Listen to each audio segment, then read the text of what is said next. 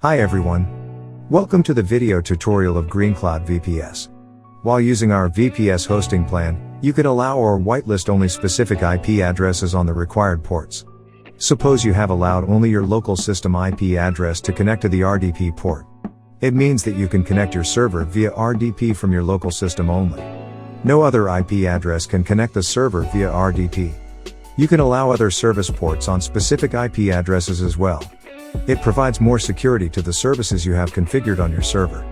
In this video, we have mentioned the complete steps that will guide you to open the ports for a specific IP address on your Windows VPS or dedicated server.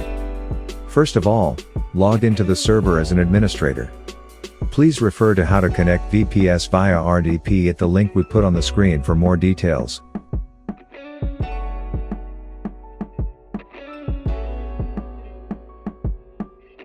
Click on Start. Administrative Tools. Windows Firewall with Advanced Security. Go to Inbound Rule.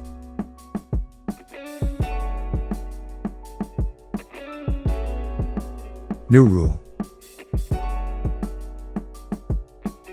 Click on Custom and on the next page select All Programs.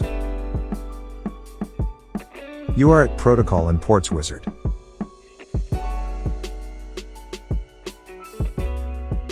Select the specific port option for the remote port and enter the port number and click Next. Here, we have used a non-standard RDP port 5000. You will need to enter the remote IP address by which you want to connect your port. Click on the Add button and enter the IP address and click OK and Next.